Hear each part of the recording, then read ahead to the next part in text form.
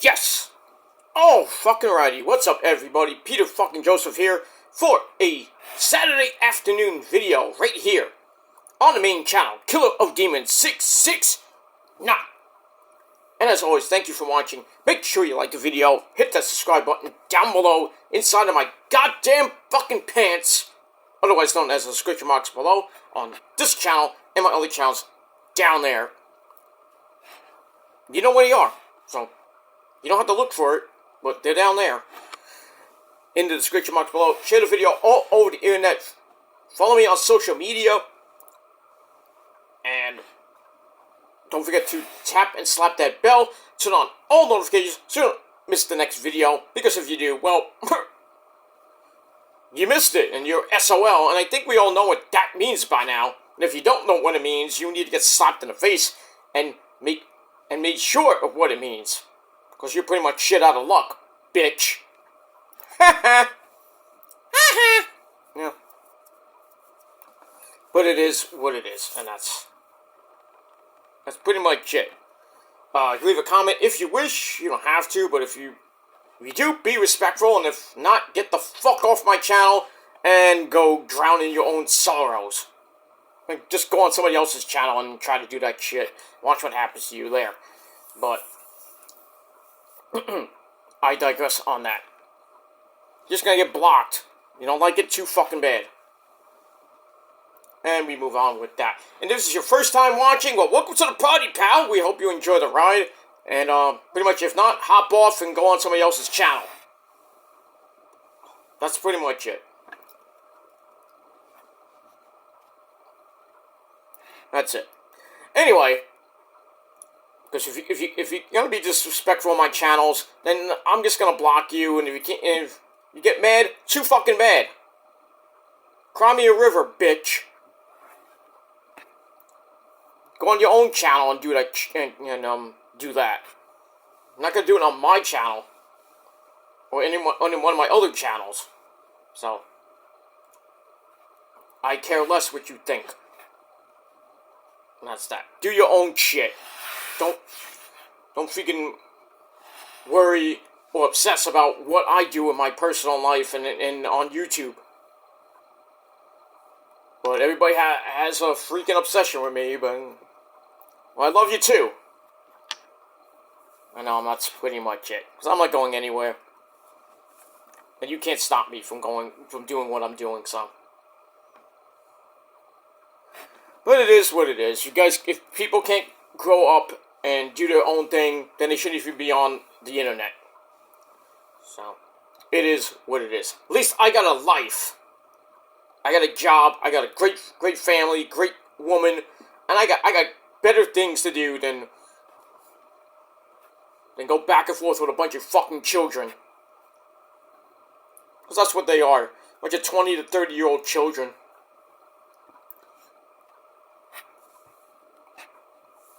That's all I gotta say about that. Grow up, kids!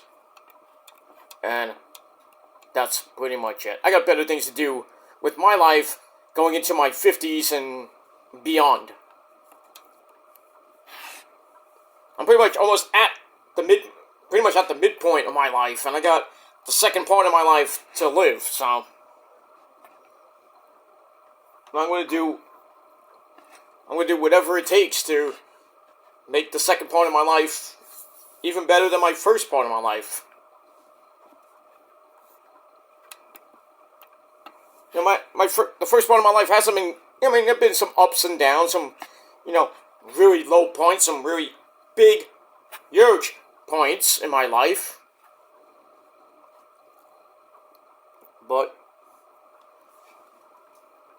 I've lived through it. I made a lot of mistakes in my life, but through the grace of God who gives everybody, and forgave me through all the shit I've been done from when I was a little bitty hoaxer dude up to now. Lessons learned. And I try not to make the same mistakes twice. But even if I do, I try to learn from it, and I try to not make the same mistakes 2, 3, 4, 5, 10 times.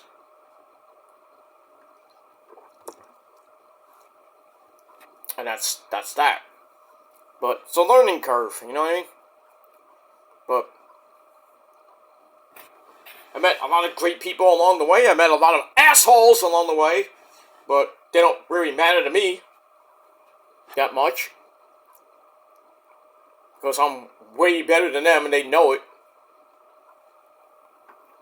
They just think because they're so great in their life, they have a better job than me, they have a better channel than me. I don't give a shit. I personally don't give a shit.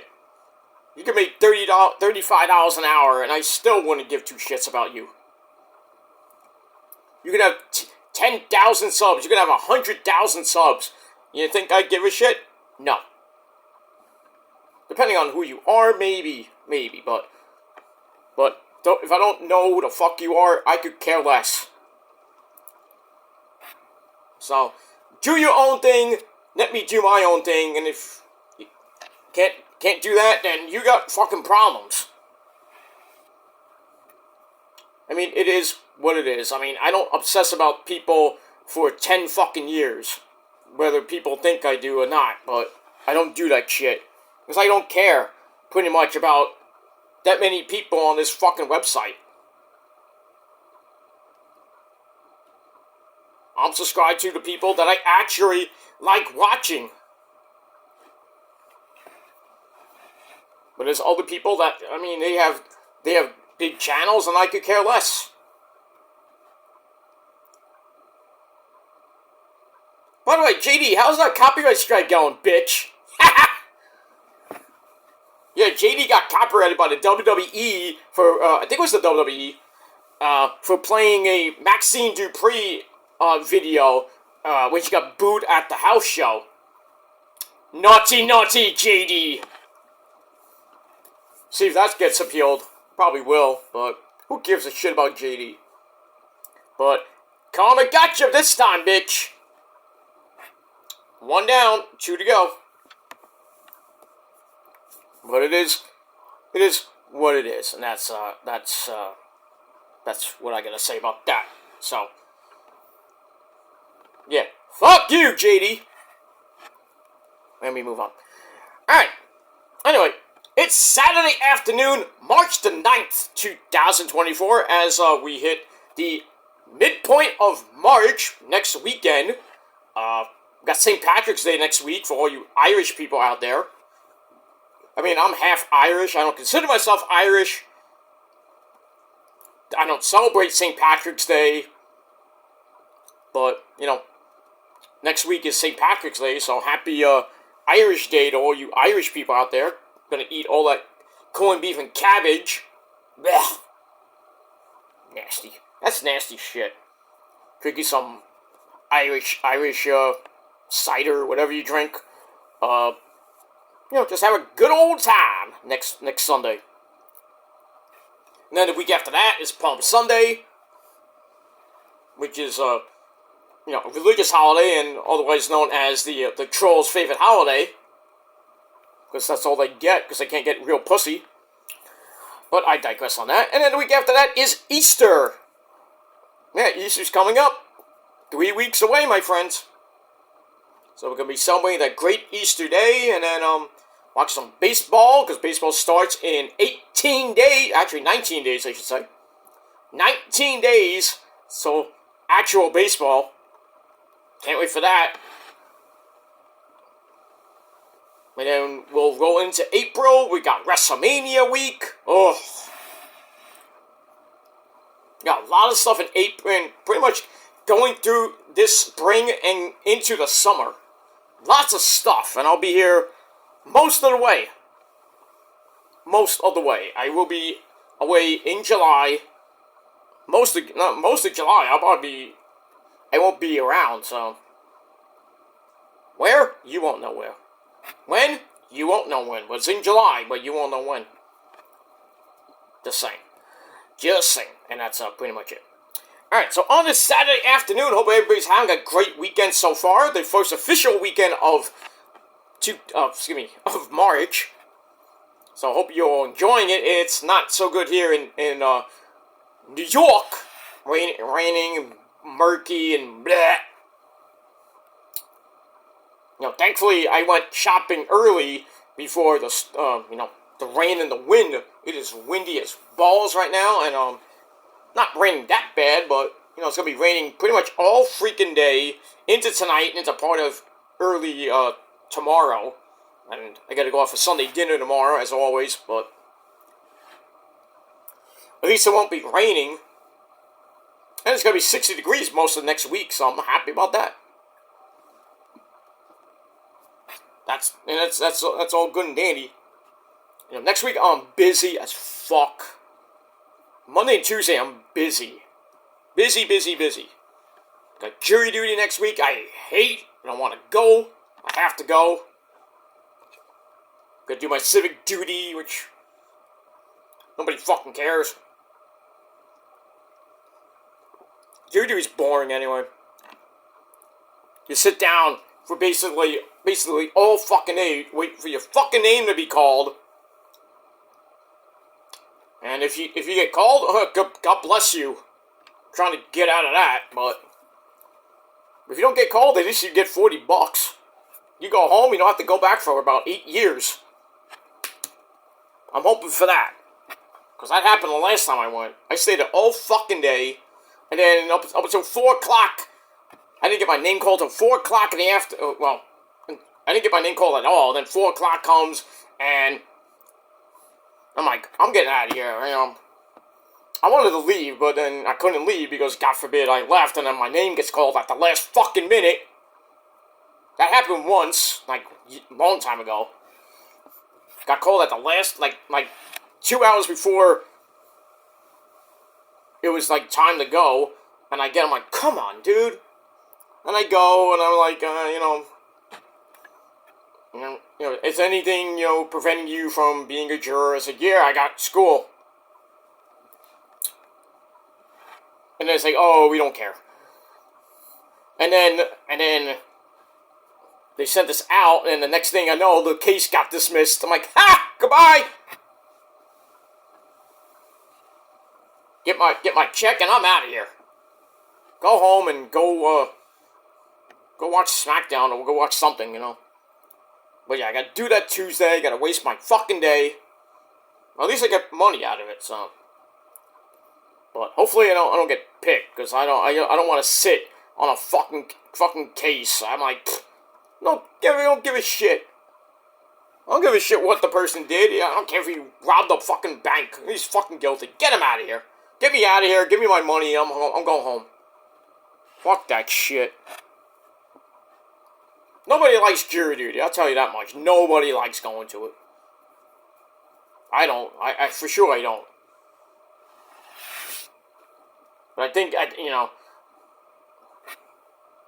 can't even get out of it. If I wanted to, I can't. Even with my disability I have right now, I can't get out of it. Sucks.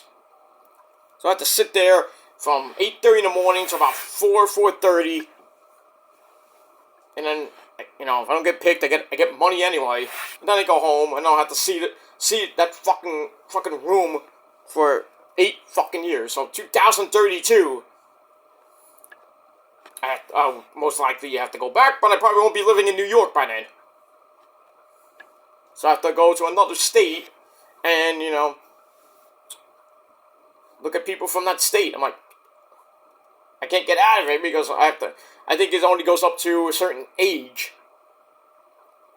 But this, and if you're disabled, you can't even get there, then you can get out of it somehow. But there's there's so many tricks to get out of jury duty, but, they know every trick in the book, so I'm like, pretty much fucked. So, but yeah, if you're going to jury duty, bless your heart, and you'll get through it, just gotta get through, you get through the day, and you get an hour lunch, so at least you can get out, you can get out of there, but don't go home, because they'll find you. But it is pretty much what it is, and that's that. So I got that Tuesday, and after that, I don't have to really do anything for pretty much the rest of the spring. And spring starts in about 10, 11 days. So, we got that. But, yeah, so, most of next week I'm pretty damn busy. Got doctor's appointments, I got jury duty, I got all that shit. But, it is what it is. But, hope you have a great weekend, everybody, and, if not, well, too bad for you. Alright. Got a couple videos coming today. I'm going to do my TNA review, probably after this video, maybe an hour or two later. We'll be talking about Sacrifice, because Sacrifice was last night. So I'll do a mini review for Sacrifice. Then we got Collision coming up in about 4 hours from now. I'll do my Collision review right here on the channel later tonight. And then tomorrow, I want to do it today. I'm going to try to do it today, or maybe tomorrow. On my Metal God channel, yes, I'm doing a music video tomorrow, talking about the 2024 Rock and Roll Hall of Shame inductees, and there's a guy that we all know and love, that's Ozzy Osbourne. He is on the ballot, along with Foreigner, Peter Frampton, Cher, Sade, Eric B. and Rakim, Dave Matthews Band, Oasis, Jane's Addiction. There's a lot of people on that. That's a pretty damn good ballot. But who's going to get picked? Hopefully Ozzy. Ozzy, it has to be on that. Has to be one of the inductees. I mean, they got the fan vote out. You can vote every day up until, I forget when, but I already voted today. I voted yesterday. I'm voting for Ozzy. Ozzy has to get in this year. If he doesn't, I'm going to be pissed. I mean, I won't be mad if he gets in, if Foreigner and Peter Frampton get in before him, but if Ozzy's on the ballot, you put him in. No ifs, ands, or buts about it. Ozzy should have been in years ago. I mean, he was in a few years ago with Sabbath, but his contributions as a solo artist, so good. And he should be in as a solo artist as well. And we got that. And we got Foreigner was a great band. Great band. Great songs. Peter Frampton, a virtuoso on the guitar. Like Ted Nugent. You know, the Nuge, Uncle Ted. I mean, like Eddie Van Halen, like Dimebag. Like so many other guitarists that came after him. And before him, like Jimi Hendrix and Eric Clapton, Jeff Beck, and so many people. I mean, it's just amazing. But Peter Frampton, great. And I think, I'm not sure on this, I think he was the first guitarist to use the talk box. You know, the you know, that thing. I think he's the first one to use it. I could be wrong on that. But, because, I mean, the use of the talk box was never heard of back in the 50s and 60s, and then Peter Frampton comes around, and he's, like, playing the guitar, you know, like a normal guy, and then you hear this, like, wacky, weird sound, and like, you know, I'm like, what is this? What's he doing? Then you see the video, he's got this thing in his mouth, like, what is that? It's like, how is he making that guitar do that? Nobody knew it was a talk box.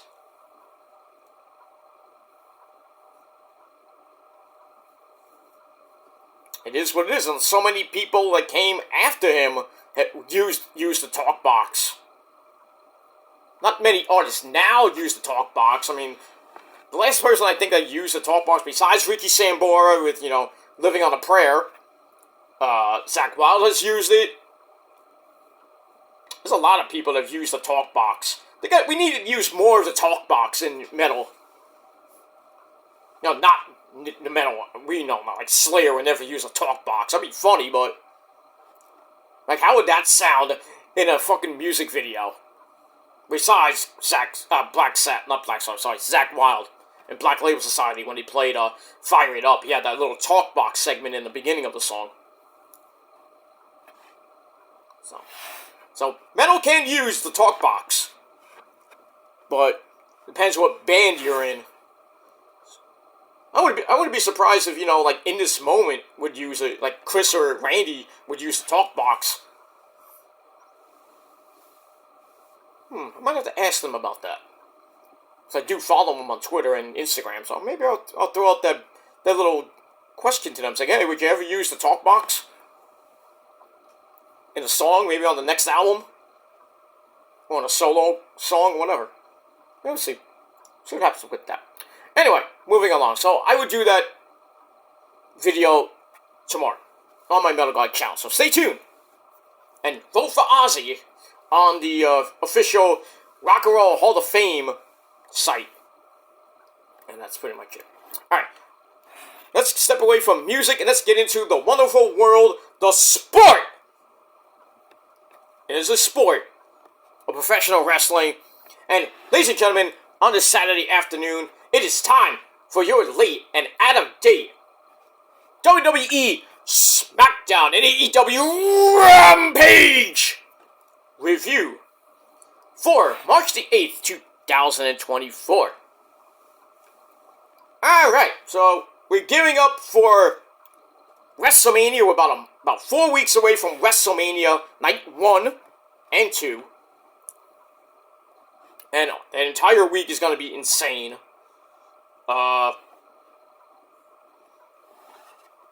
AEW, you're just coming off Revolution. We got big business this Wednesday night from Boston, Massachusetts. And we got the AEW debut of Sasha Banks, otherwise known as Mercedes Moné. Money.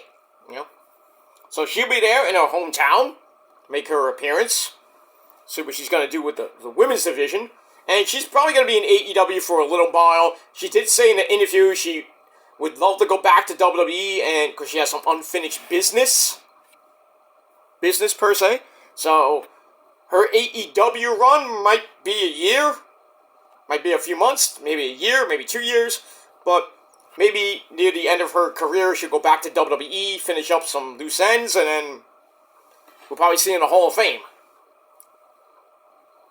But we'll see what happens with that. But Wednesday night in Boston is going to be a great night. Jay White against Darby Allin. How you doing from Seattle? We got that match. Got a lot of stuff coming up on that show. Okada's going to be there with the new Elite. We'll talk about them in a little bit. And more matches might be announced for Dynasty. April the 21st, which is about a month from now. So, we already got one match already. And I talked about that. And that is Bryan Danielson. Yes! Taking on Will Oceanspray. Oh! If that match, it tops the matches that he's had, the 2 matches he's had, I think Danielson and Oceanspray is going to be match of the year. It might be. Oceanspray and Takeshita at Revolution was just phenomenal. Not AJ Styles phenomenal, but phenomenal. Epic. And then the one on Dynamite with him and Fletcher, pretty damn good too. Not as great as the one at Revolution with Takeshita, but, Danielson and Oceanspray. Holy crap! If only this was in Ring of Honor of like 20 years ago. But we didn't know Oceanspray 20 years ago. He was like a little bitty hoaxer dude. But now he's like 20, 30 some odd years old now.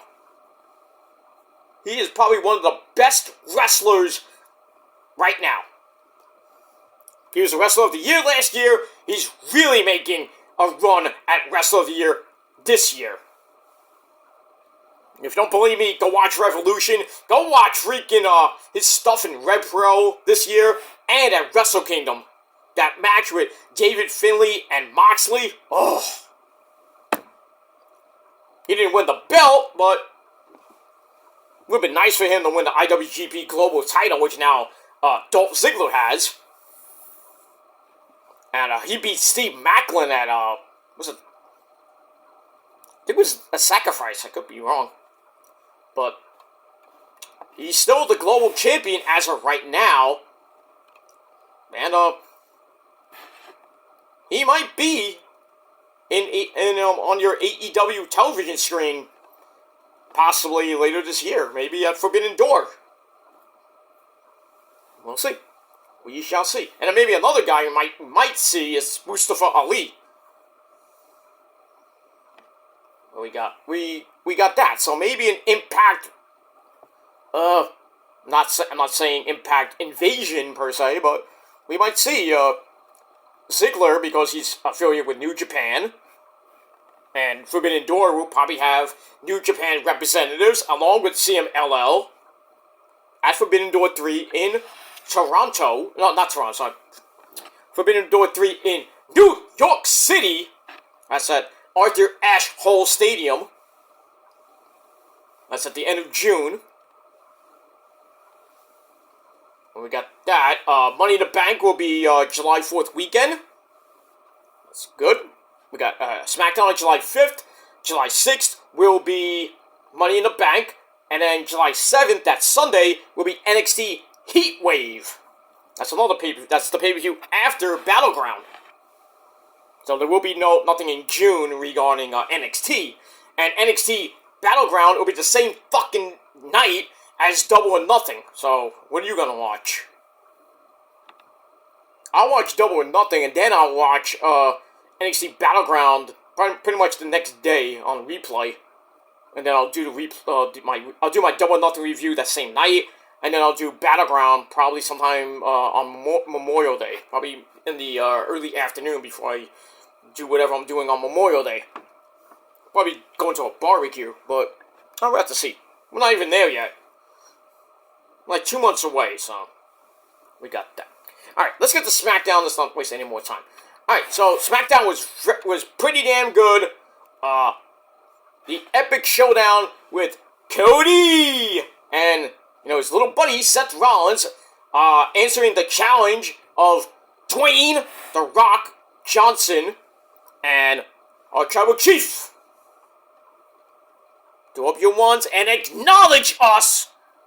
That's Roman Reigns. 1,290 days.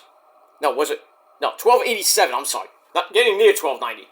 So, pretty much by the end of in 13 days, I believe, about 2 weeks away from Roman Reigns hitting 1,300 days.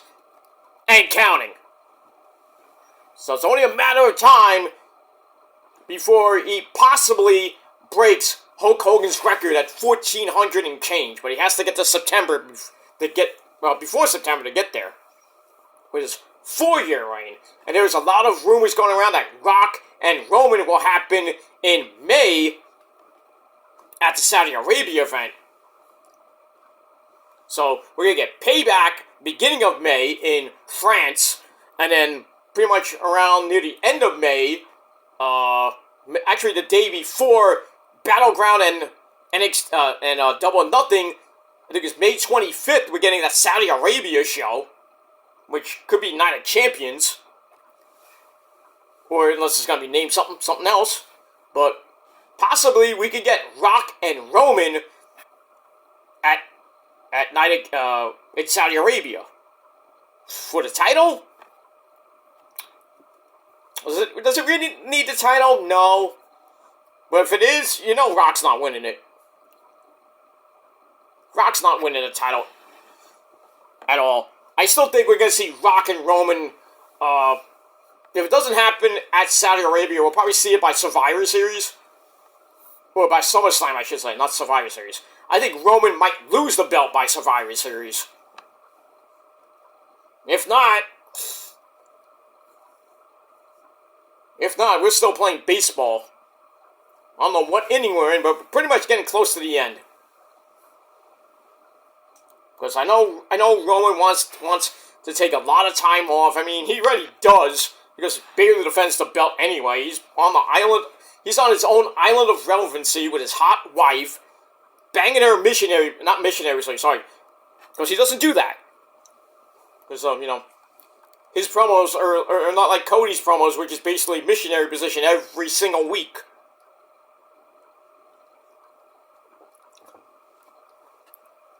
Roman doesn't do that shit.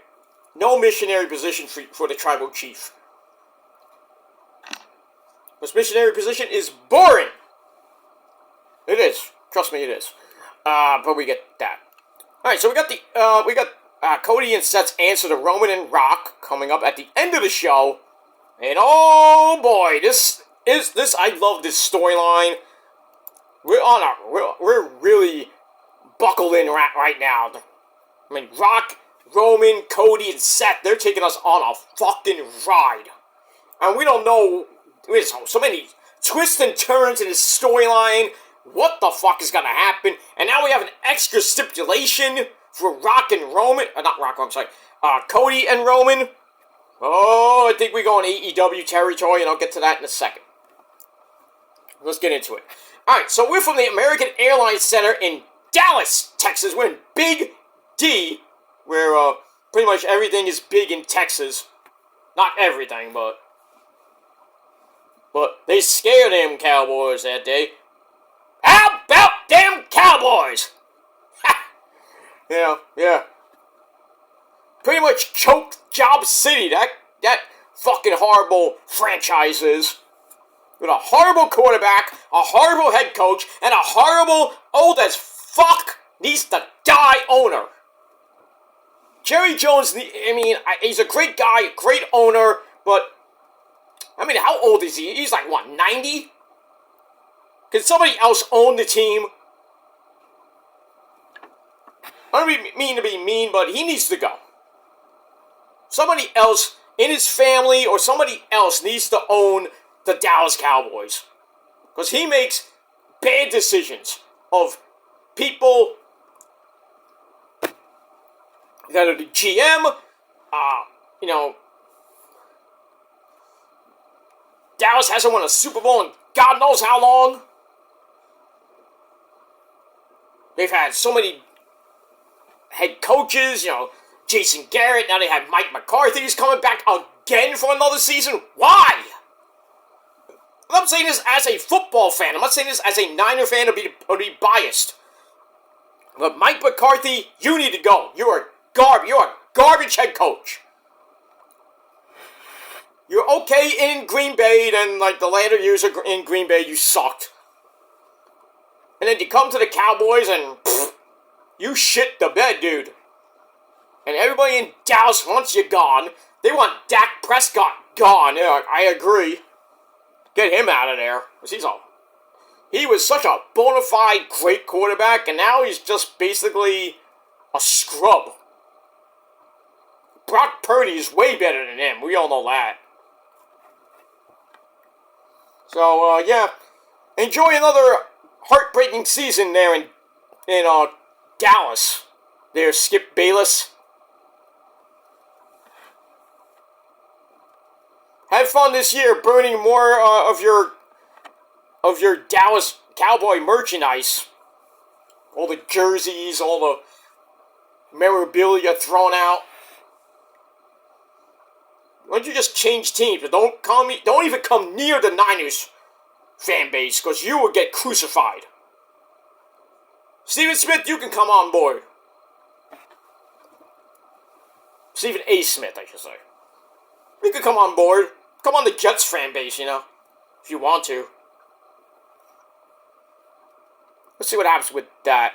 So we got the NFL draft coming up next month, and one thing before I actually get to the review now, I know I wasted 34 minutes, I'm sorry, but John Lynch, what are you thinking of re-signing a fucking horrible offensive lineman like Colton McGivens?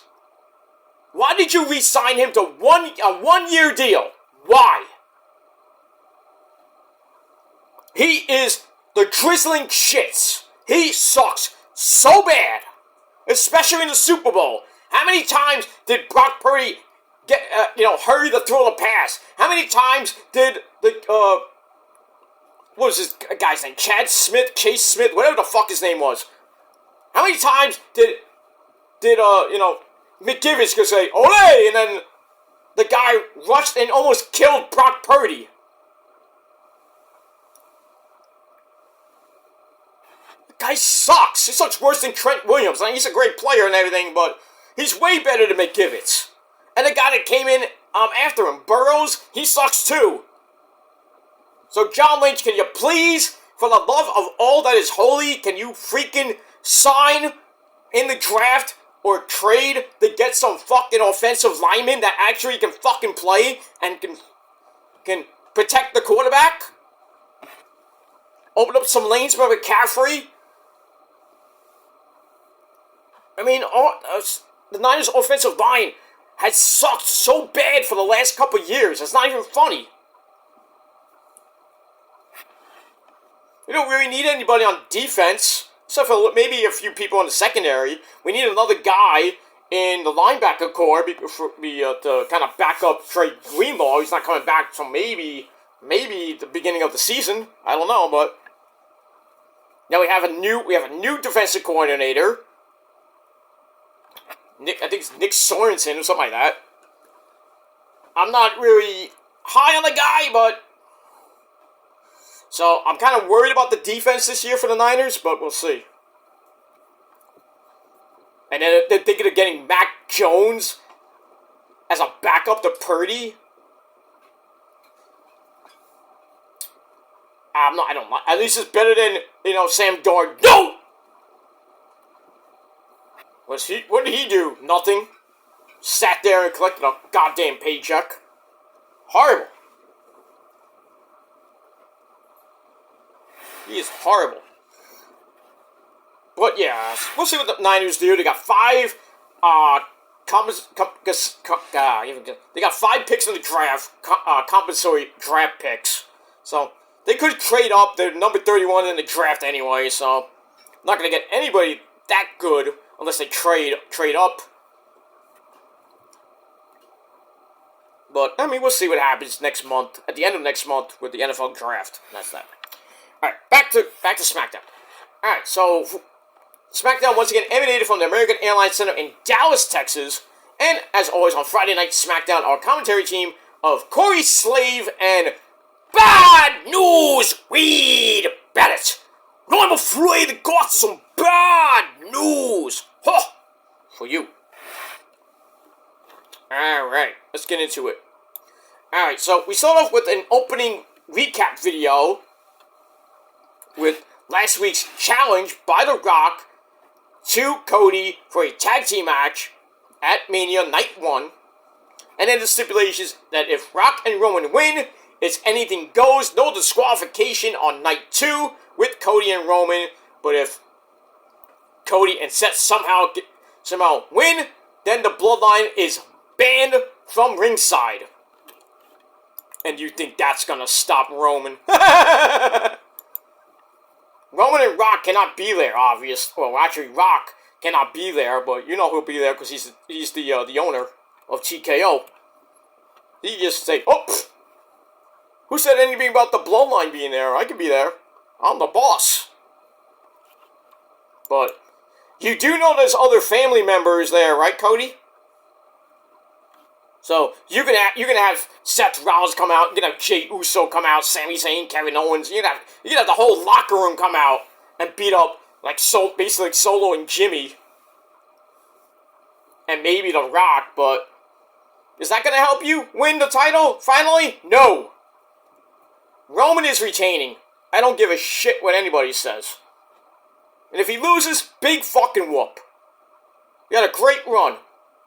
I know everything has to come to an end, but I just don't think Roman's reign is gonna come to an end just yet.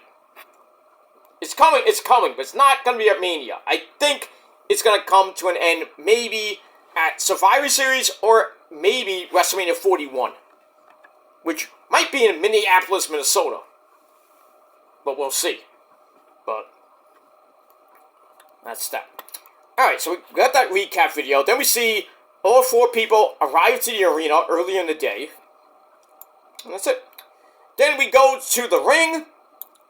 We're ready for some, well, we don't have action yet, but we have talking.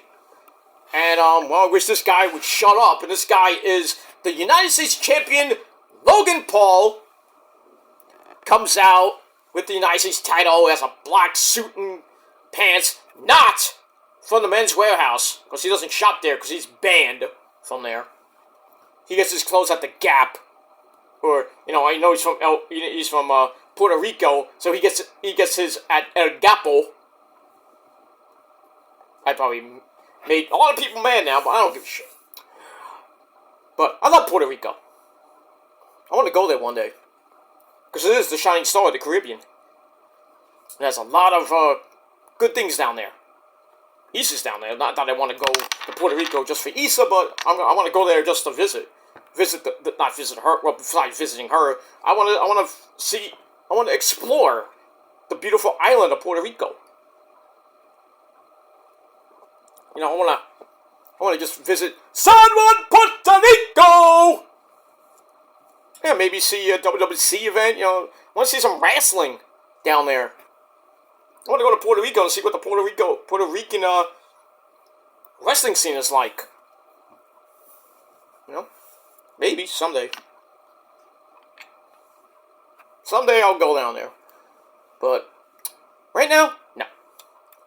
Alright, so Logan Paul comes out, talks about making his WrestleMania debut in Dallas. That was a couple years ago. With The Miz against,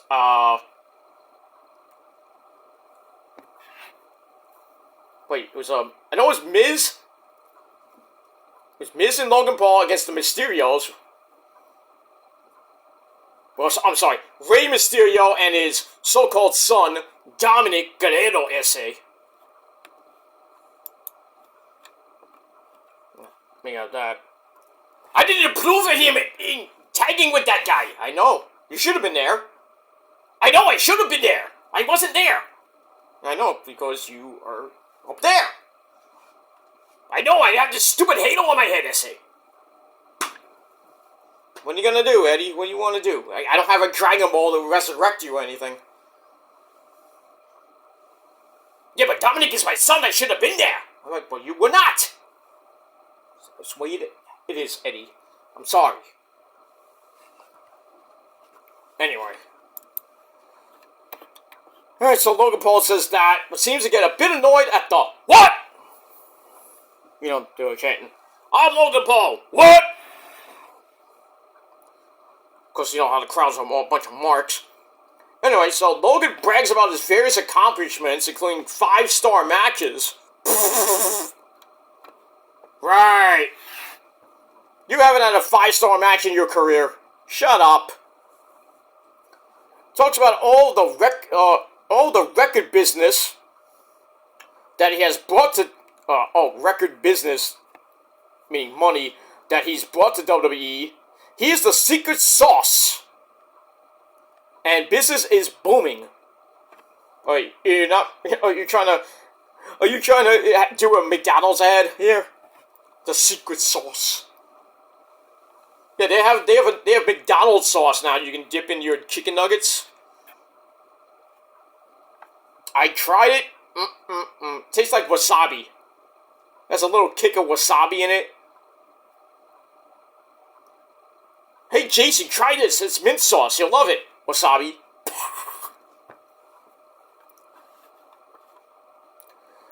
Anyway. So then Logan's like, well, you can say WWE is in its prime. He's like, oh, I got a special gift for the WWE Universe. So then the camera pans back, and then like the ring, you saw like a thing in the ring. I thought somebody was coming up from the ring, something like that. Maybe like somebody was gonna beat him up, like the Undertaker was gonna come out, some shit like that. The goat of all goats, by the way. So anyway, they pull back part of the ring, the ring, and we see a Prime Hydration logo on the mat, which is a first for the WWE. I'm like, oh, this was dumb. Dumb. I mean, they really pulled a page out of AEW's book, And TNA, WCW at one point. So that's gonna be on the canvas, starting at WrestleMania and every other pay-per-view or premium live event. Stupid. Anyway. Alright, then, his co-founder of Prime, that idiot KSI, comes in for a photo op. And then we see Randy Orton and his monotonous voice come out from underneath the ring and kind of like stalking. Because he has a thing with Logan Paul after what happened at the Elimination Chamber. So he sneaks in from behind, tries to hit the Gilmore Cutter on Logan Paul. Logan Paul somehow gets out of that, and he gets out of the ring, but that idiot KSI is still there. He's like, damn it, dude, you left me in the ring with this guy. Next thing you know, Randy turns him around, Gilmore Cutter! Bang! Oh, loved it. Fuck you, KSI. RKO sold it pretty well, so I'll give you that. And then Orton takes a bottle of Prime. I don't know what flavor it is. I don't drink it. I don't want it. I don't care for it. But anyway, he takes a bottle of Prime, opens it up. He's like, smells good. Let's see how it tastes. Takes a swig of it. He's like, oh, this is very good. And Logan Paul is like, you like it, you like it. You know, Mikey, he likes it. And then he's like, fuck that. And then he takes the bottle and he pours it all over freaking KSI's pants. Like he pissed in pants. Randy, you savage. Not Randy Savage, I'm talking. No, not the Macho Man, you know. But that was pretty savage from Randy Orton. That was great. It was great.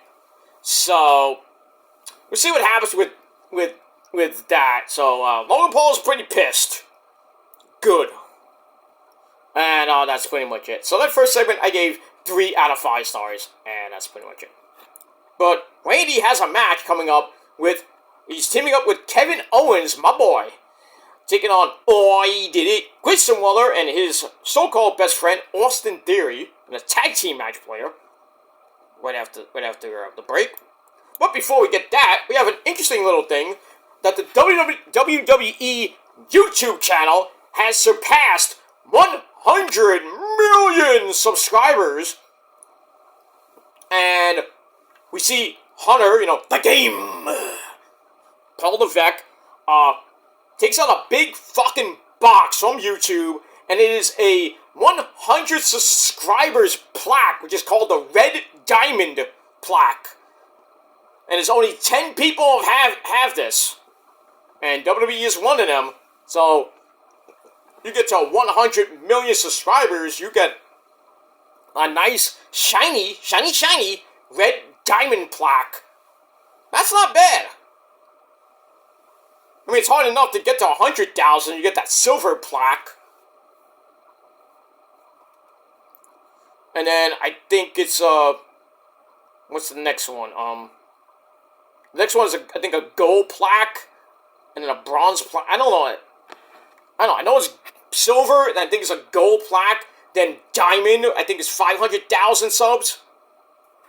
So then 1 million is a ruby diamond, plaque.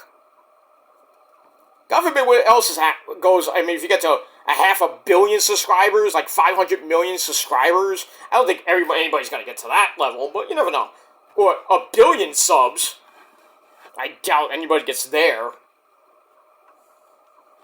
But right now, WWE has 100 million subscribers. That's pretty damn good. Now all it needs is 900 and some odd million more to get to 1 billion subs. That's gonna take years to get. But God forbid there is a 500 million subscriber plaque that might come out. I mean, what color would it be? I mean, you can't go any higher than very red diamond unless you maybe do a sapphire or a green thing. You have all the colors in the Infinity Gauntlet, pretty much. Next thing you know, we have a blue diamond plaque for 500 million subs, and I think the ultimate probably be crystal or something. A crystal plaque. I don't know. But it is what it is. But congratulations to the WWE for 100 million subs. It's pretty damn good. I'll never hit that. I really don't care how many subs I get up to. I mean,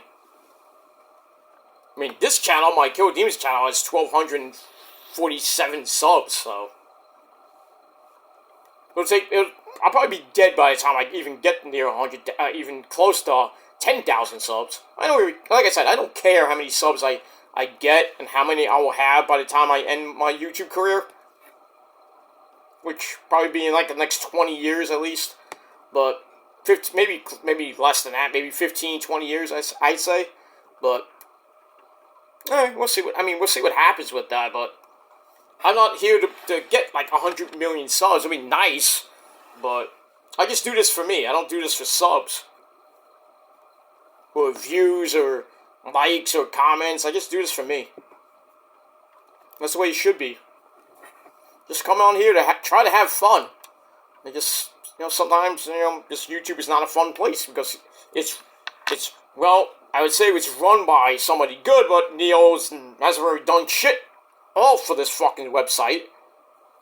It's just basically still run by a bunch of monkeys. And they let the insane idiots, the trolls around here, run everything. They cater to them. They don't cater to content creators like me.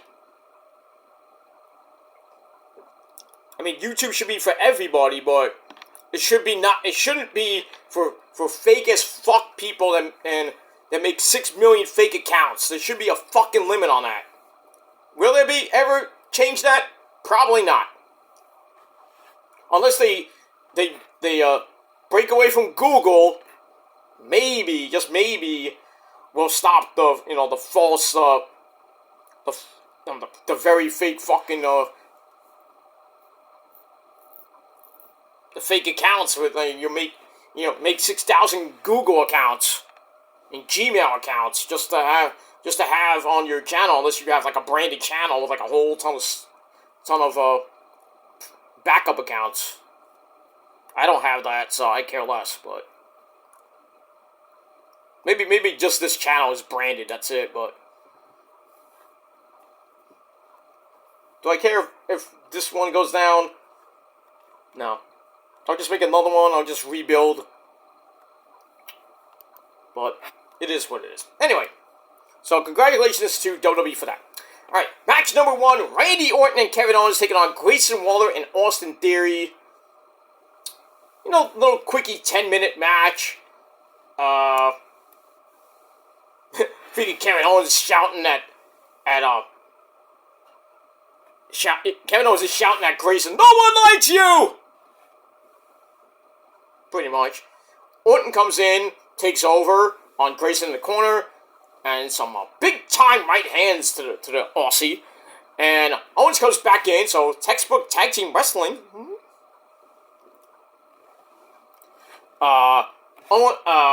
Owens with a running corner clothesline. Austin Theory clotheslines him to the outside. As we go to break, we come back. Kev comes back. Kev gets double suplexed. Ouch. Theory tries for an RKO. Why? Trying to steal my move. Fuck you, Theory. That didn't go as expected. Kevin gets the hot tag to Randy Orton, who cleans house, the Hangman's DDT on Grayson Waller, plants him, goes for the RKO, gets broken up, and then Owens comes back in and hits a pop-up powerbomb into a Gilmore cutter. And Orton gets the win in under 10 minutes. Nice move. Watching my tapes, right, Kev? He watched my old school XWF tapes. You gotta love it. That's all I gotta say about that. So Kev and Randy get the win. And match is alright. 2.5 out of 5 stars. And then after the match, Logan Paul comes out of, I don't know where he came from, jumps Orton and Owens, knocks him down. And then he goes to knock out Orton with the brass knucks. And Orton stops him and takes the brass knucks away from Logan, sends him running, and he's about, before he sends him running, he's about to punch Logan Paul in the face with the brass knucks, And Logan Paul ducked, and Randy almost hit Kevin Owens in the face with it, but he held back. He was like, "Arr!" You know, held back just in time, and Randy's like, I'm sorry, I didn't mean it. And then he fist bumps Kevin Owens. If I was Kevin, I would have took offense to that. I'm like, what are you doing? So, there might be a triple threat match at Mania for the United States title. A lot of people saying they want to see Kevin Owens and Randy team up against Logan Paul and KSI at Mania. I don't want to see that shit. But unless you want to put it on night one, then I'm like, okay with it. So I can just go to the bathroom real quick. But that match will suck. And that's pretty much it. Move on. Alright, after that, we got a recap of Dakota Kai turning on Bayley. Give me a hug. And sticking with the Black Lotus triad of Asuka, Kairi, and Io.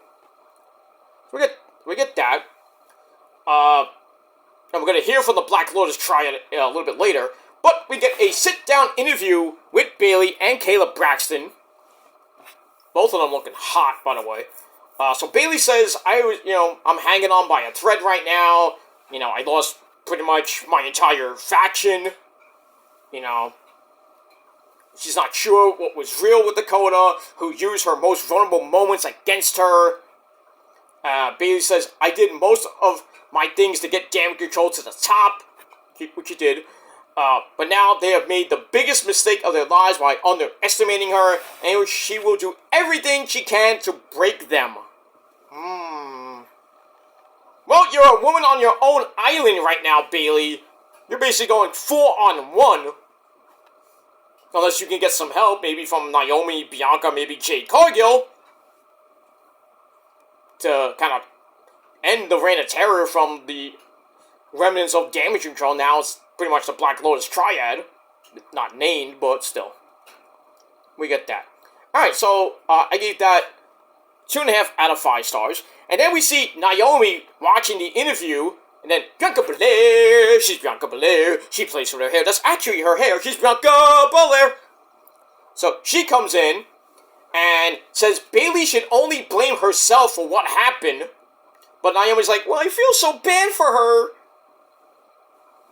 And Bianca's like, what? And she's like, I gotta go take care of something. So maybe Bayley has one ally, and that's Naomi. But I don't know what's going to happen with Bianca. A lot of people saying Bianca and Jade are going to form a tag team. That'd be nice. To go against Io and... Not Io, sorry. Asuka and Kairi for the tag team belts. Then you know they're going to win those belts. That's an easy win. I hate saying that, but, because it's my wife's and everything, but... And it pisses me off that they're going to lose at Mania, so Asuka's going to be 0-7.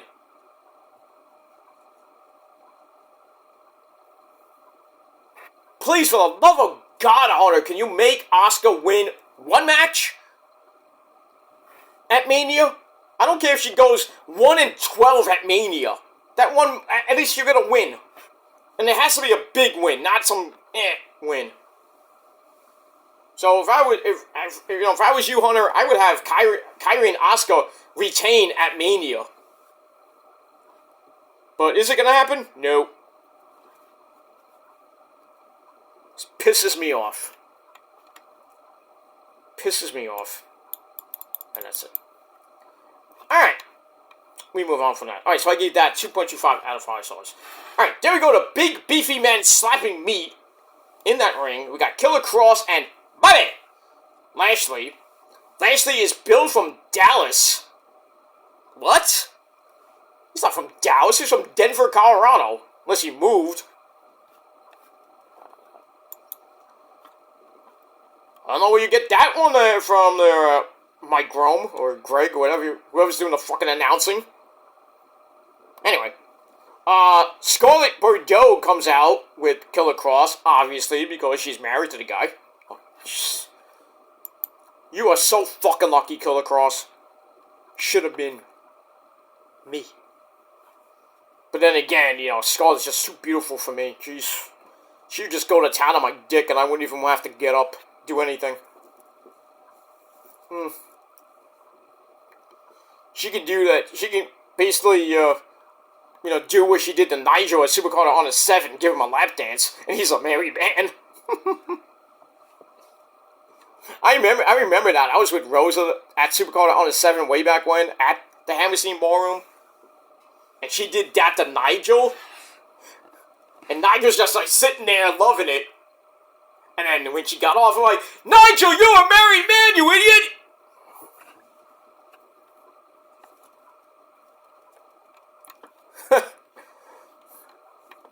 It is what it is. I mean, if I wasn't sitting ringside, I was sitting 4th row. But imagine if I was sitting by myself ringside. And I'm like, he's a married man! What are you doing? I was like, and I would be like, Nigel, can I take your place? Shit. Man, that would have been epic if I was in Nigel McGuinness's place right then and there when he was doing commentary with Kevin Kelly, and then next thing you know, you have Scarlett Bordeaux on your lap. I wouldn't even remember what happened the next few minutes. I'm like, you okay? Say, you okay, Peter? I'm like, what? What? Where are we? I'll get back to you, Kev. I gotta go change my shorts. Holy shit. Anyway. Oh, man, I miss the H.O.T., man, I do. H.O.T. I freaking miss, Truth Martini. He's still running his school down in Baltimore, I think. I don't know, I haven't talked to the guy lately. Rosa does that. Rosa has an infatuation with Truth Martini. And she had one with Todd Sinclair. But Todd Sinclair's not in wrestling anymore. I don't know what the fuck Todd Sinclair's doing these days. Probably eating like 55 Twinkies. I don't know. I know, we know Scarlett's with now. Truth Martini is basically running his own school right now, wrestling school. Doing it very well, by the way. That other chick, what was her name? Can't think of her name, but I don't even know what happened to her. She was like so strong, and she got beat up a lot of times too. But I forget her name. It's not Medeja or anything like that. I can't think of her name off the top of my head, but I don't even know what happened to her.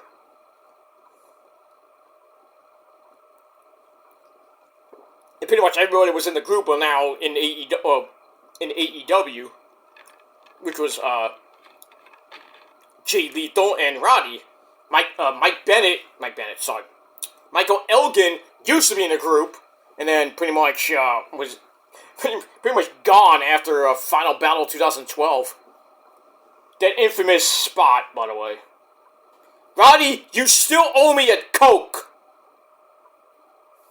Roddy, you owe me a Coke.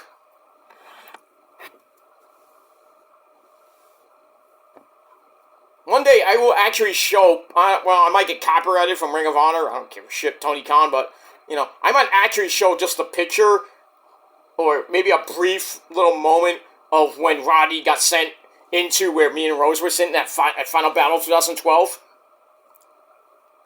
First fucking match. Few minutes into the match, next thing you know, I'm trying to protect Rosa from having Roddy in our laps. And then my fucking Coke goes all over the fucking floor.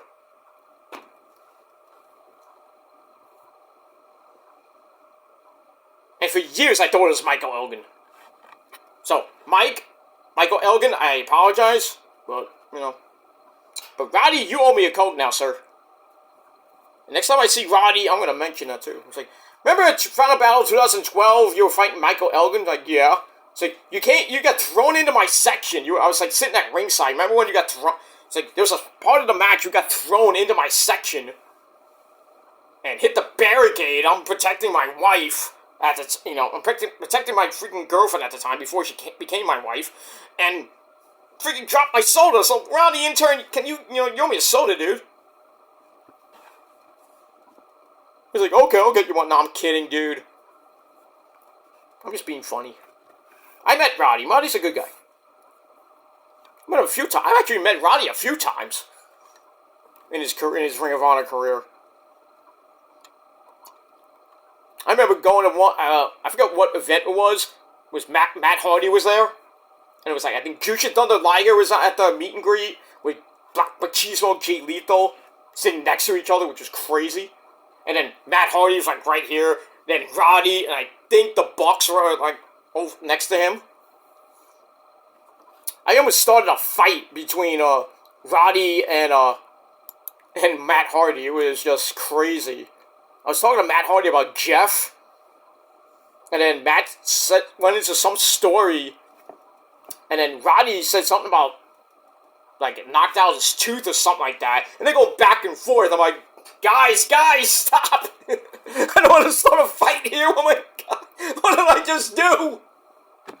Oh my god. And I think, freaking Jay Lethal almost had to get up and stop him. It's like, they look like they were about to freaking start a fight. I'm like, whoa! What did I do? They're gonna kick me out? I'm like, what did I do here? I'm like, I didn't mean to say, I was just talking to the guy. And they're stimming Roddy and freaking Matt Hardy are starting a fight over nothing. I'm like, what? That could have been really bad. Where's me and my freaking camcorder, But, yeah, that was something. And then I met Roddy at, there was a house show. I think it was it was the 200th episode of Ring of Honor TV on HD TV, I think it was, or whatever it was. And then, after the event, because I was on stage, but you can see me doing those episodes, by the way, I went around, and then when Steve Carino and Kevin Kelly were doing the post-show, which would go up right after on YouTube, and I was actually on one episode. After they finished up, I shook Kevin Kelly's hand, I shook Steve Carino's hand, and there, after the event, they were doing the post show with Roddy when he was going after Jay Lethal for the Ring of Honor title, and after he did the interview, I'm with one of my friends who I was sitting next to. Roddy comes up the ramp, and then, we shake hands with my friend, and then shook hands with me, gave him a hug and everything, blah, blah, blah.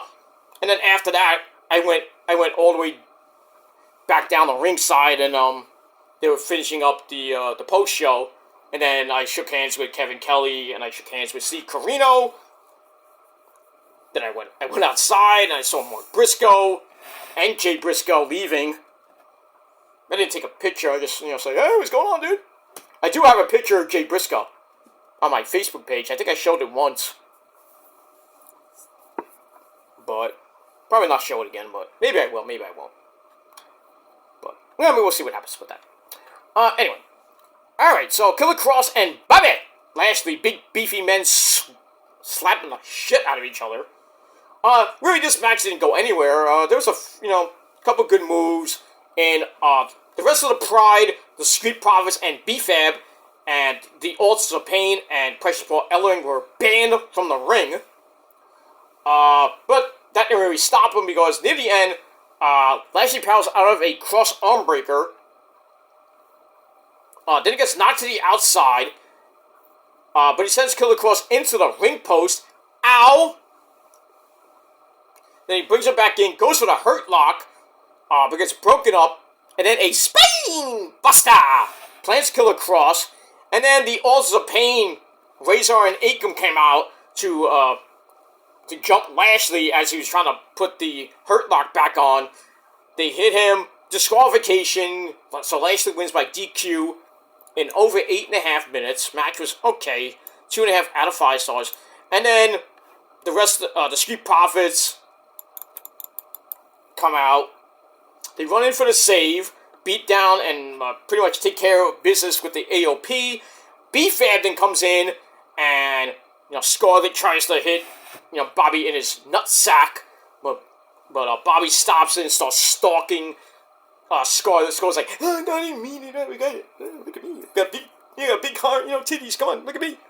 And then B-Fab just comes from behind, big slaps Scarlett, and then they run all the way to the back.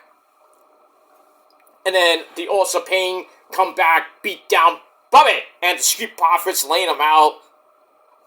And so lay them out, and then they go up the ramp and they meet up with Paul Ellering, who just stares in the camera.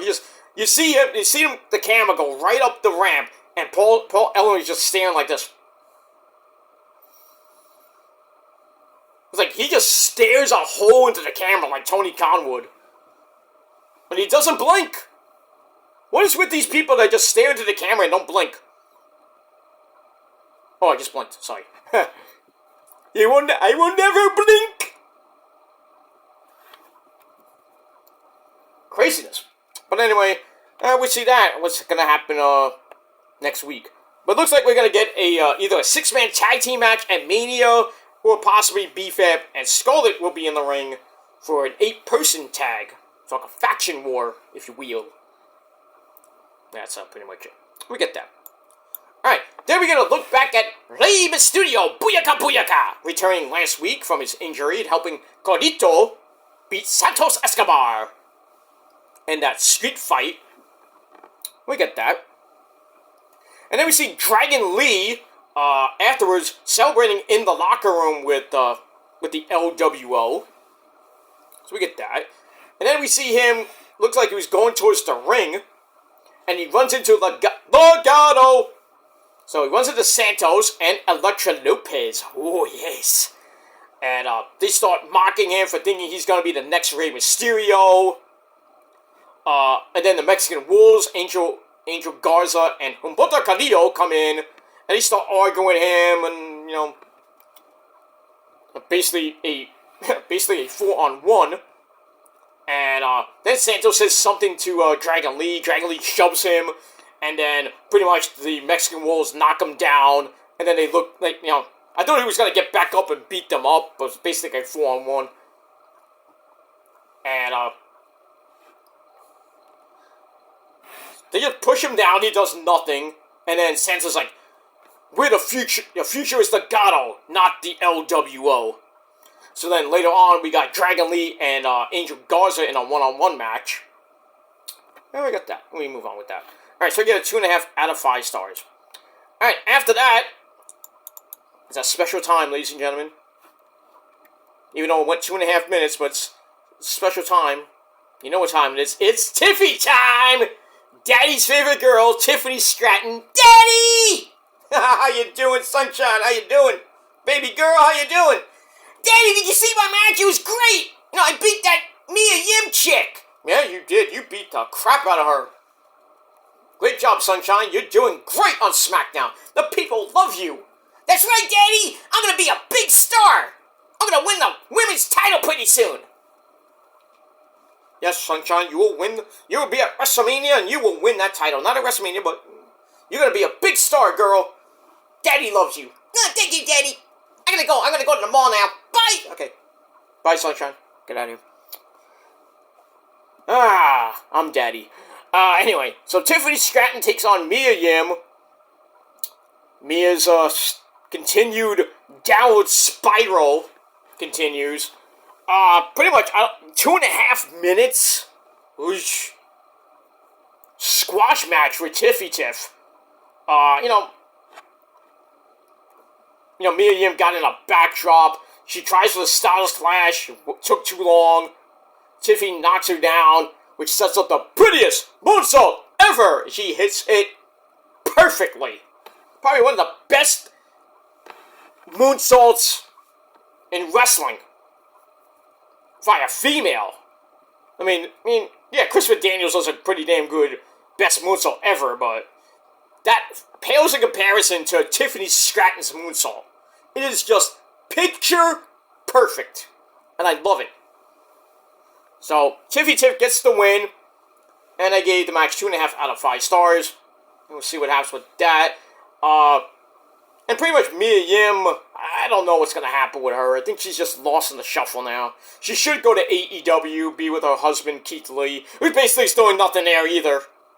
I know he's hurt, but him and Miro are hurt. And Miro might be coming back to WWE. Why? Why? Just retire. Get out of the business, dude. I mean, you know, your hot, flexible wife CJ is basically doing modeling and various things with her ventures, and you're basically doing nothing, just sitting on your ass, Miro. You're basically home, and then when CJ comes back, you know, she tells you to crush her pussy, and that's basically what you do. Because that's what Miro does. Miro smash CJ Perry pussy! Yeah! That's what he does. He doesn't wrestle that much. He's hurt. I know he's hurt, but he's basically home crushing CJ Perry's pussy. That's it. What a life that guy has. It is what it is. And Keith Lee, basically home doing nothing. Or, I don't know what he's doing. But, you know, he's doing nothing because he's hurt. Mia Yim is in, you know, on Smackdown, basically getting buried every week. AJ's gone his own way. He's the lone warrior now. Going against Eli Drake. We'll get to him in a minute. And the Good Brothers, Gallows and Anderson, are in NXT right now.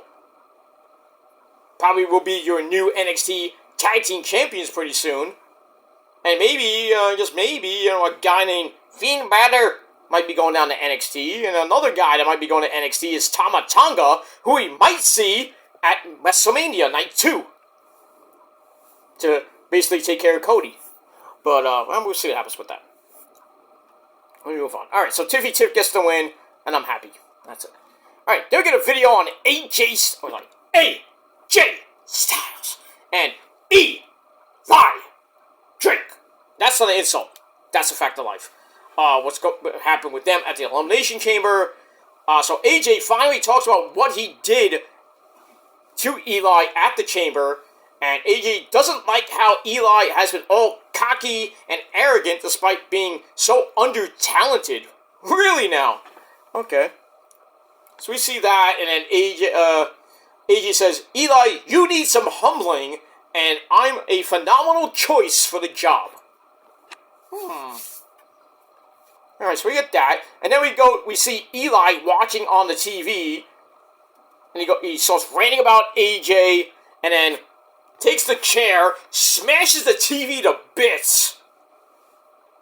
Damn, that was a pretty expensive TV.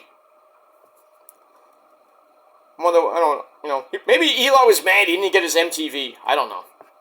I didn't get my MTV! Smash the TV up.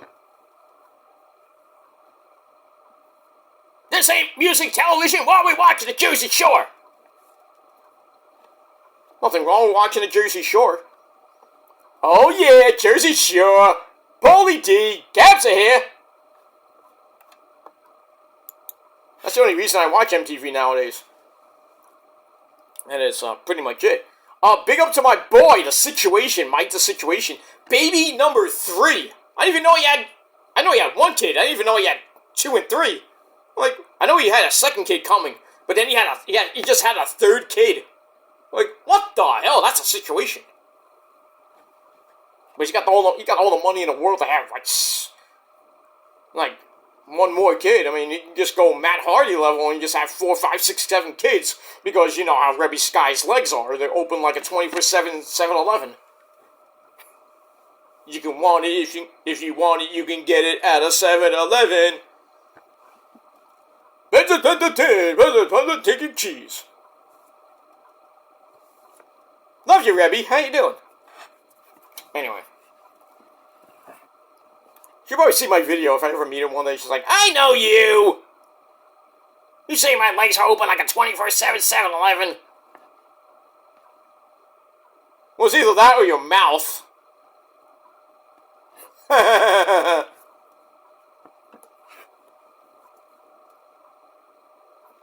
I digress. Those kids are so young. They're still like, I even think the oldest I think is Maxwell, and he's like 8, 9 years old now. Bart is like 5, 4, right between 4 and 6, and Wolfgang is like around that age, and now the Gothic baby is like what, 2? Pretty much in about 15, 20 years, we'll probably be seeing them in 8 or whatever promotion.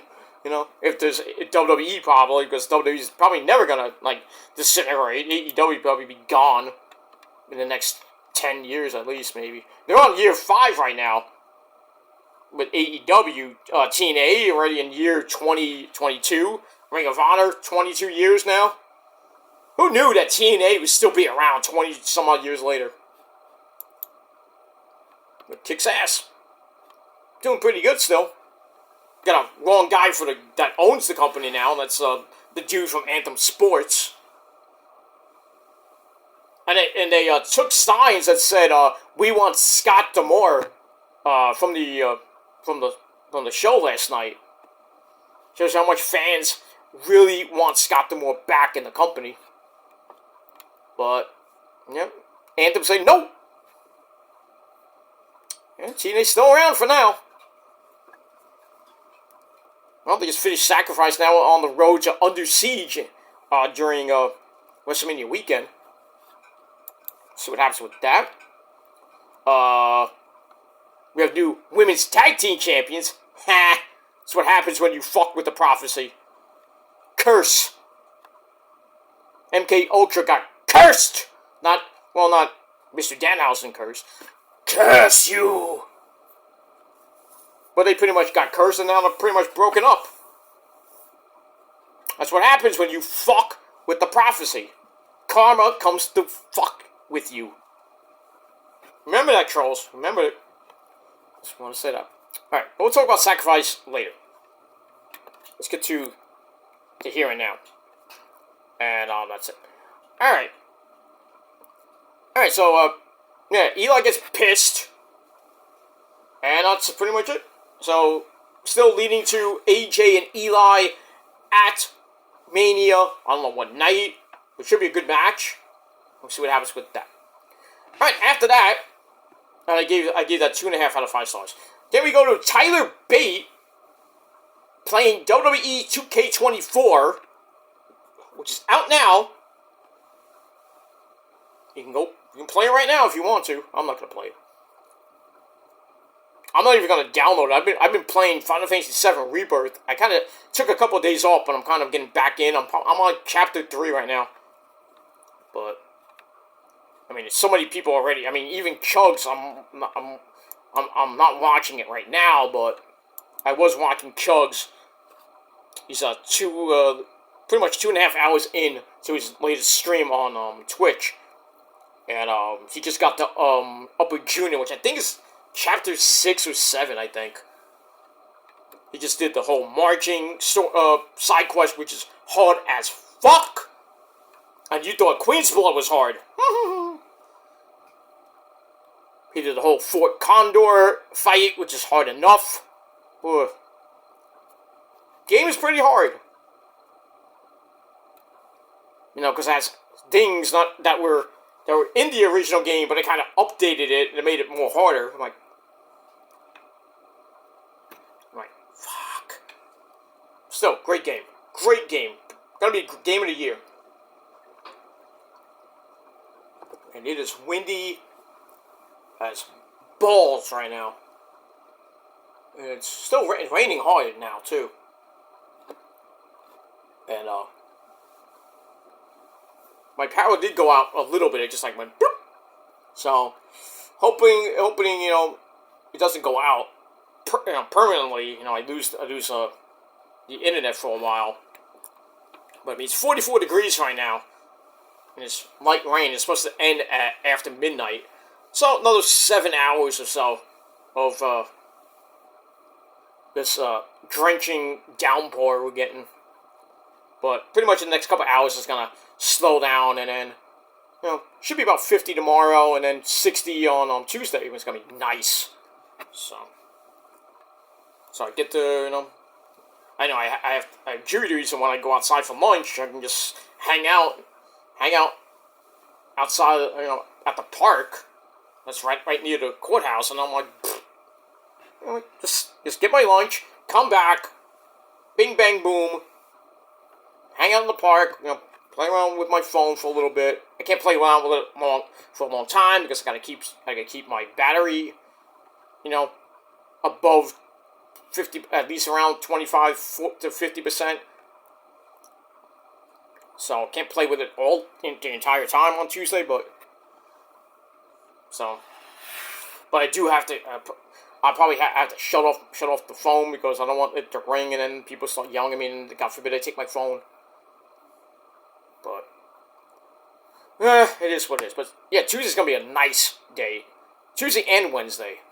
So spring is coming, but the early spring we're supposed to get from the hedgehog, maybe taking a longer time. But it is what it is. But pretty much in about 10 to 11 days, spring will start, and we get warmer weather, 50s, 60s, maybe some 70s later on, maybe around April, early May. It'd be great. And then, hopefully by the summer we get some 80s, 90s, maybe some hundreds, less humidity. But get ready to crank up those air conditioners. So if you thought your electricity bill was high, now wait till the summer. I just had to pay a heavy, almost $200 for my freaking electricity bill. Crazy. I'm like, where did this go up? And how? And I'm like thinking, I don't know. Hidden fees, something. Maybe because I have a space heater that I have in I had in my bedroom. Maybe because I put that on every once in a while because it was sometimes it gets cold in that bedroom. But but me and the missus make it hot, if you know what I mean. But I digress on that. But pretty much I put it away now because now my house is pretty much warm as without it. So I think my next electricity bill will go down. Hopefully way down, but we'll see. I got enough money to pay for my bills, so I care less. But it is what it is. All right, so Tyler Bates playing WWE 2K24. He's like, I think he was playing like a battle royal or something like that. And then Pete fucking Dunne comes in and say, "Hey, I don't want to." I was like, "What are we doing? What are you doing? We gotta train." So he wants to go train. So Tyler Bates is like, "All right, let's go." So he's like, "All right, I'm leaving." So he goes to leave, and then Pete Dunne's like, he grabs the controls like, and he starts playing the game. Okay, there you go. I didn't get that, but and I think it's leading to that announcement from Adam Pearce and Nick Aldis about the tag team title situation. We'll see what happens with that. Alright, so I give that 2.25 out of 5 stars, and that's it. Alright, then we get the Angel Garza and Dragon Lee. Legato all at ringside. So it didn't really help much for Dragon Lee. It was a it was an okay match. Part of the match where Angel might have injured his knee.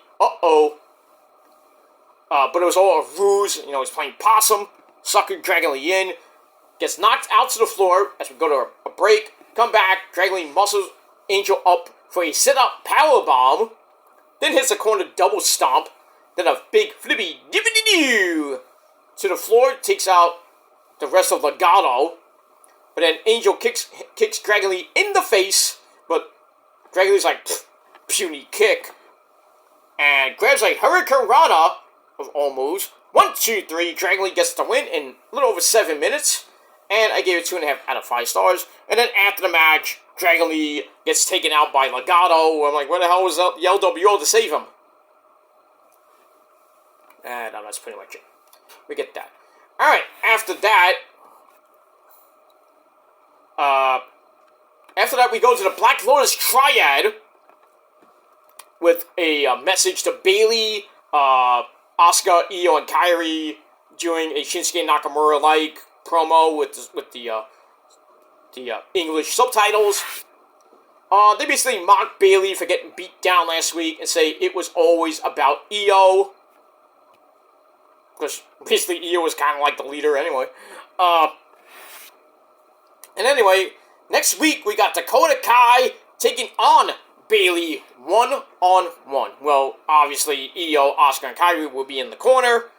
And Bayley will have nobody. So see if Bayley can start the momentum going for her. And maybe just get some backup.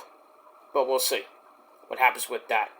And if not, well, Bayley's gonna probably might go to WrestleMania not so good. But she will beat Io, which sucks.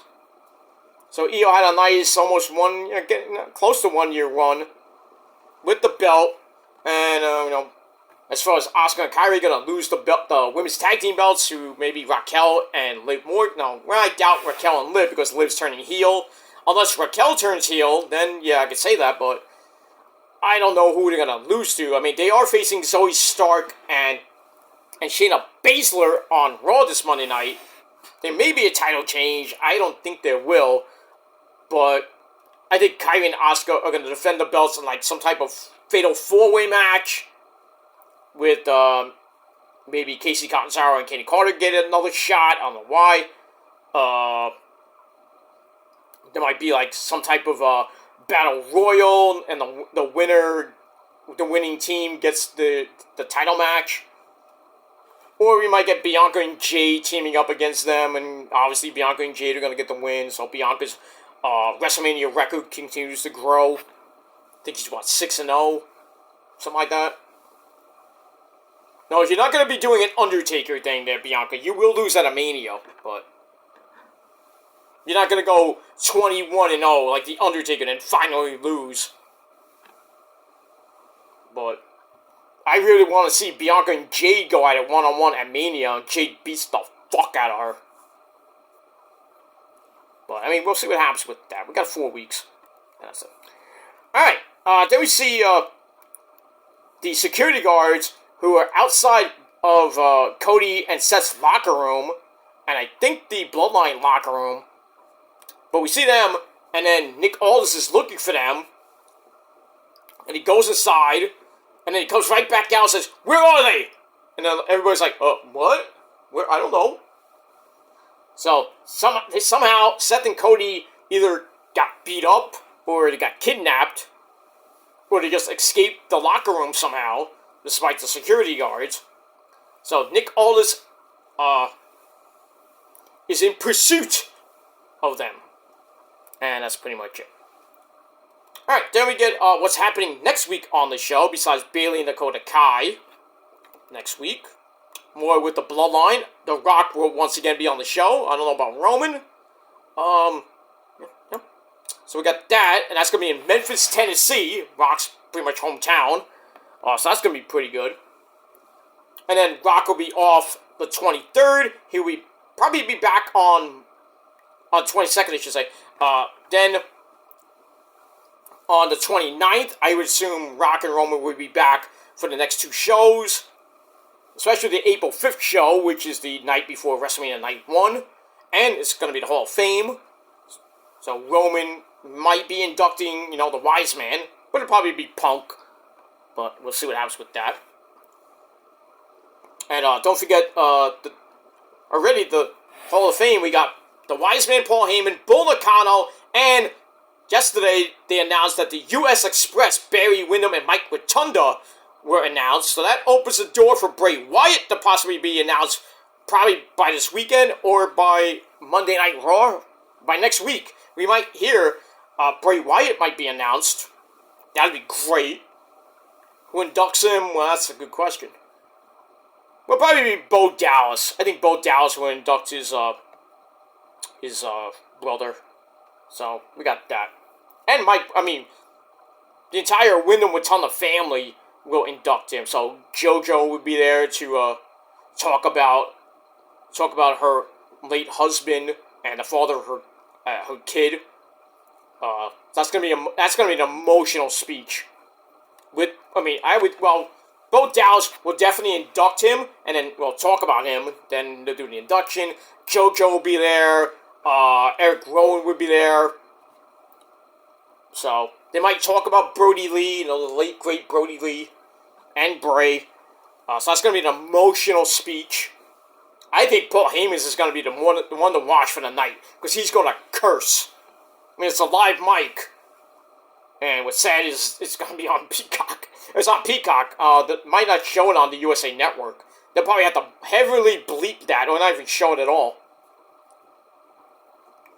Alright, so we got that. I think we got a couple more inductees to make. Bray might be the next one. Maybe a faction. I don't know who, but... So we got that, and we got the Shad Gaspar Award, which used to be the Warrior Award. That might go to DDP. There's rumblings that DDP might get it. Who knows? Then we got the Celebrity. I hope it's Cyndi Lauper. I hope, but is it? I mean, it's in Philly. Well, we should have been in New York, but... Because Cyndi Lauper is from New York. She's from Brooklyn, by the way. You know, another person from New York, Joan Jett. I did see Cyndi Lauper at WrestleMania 1.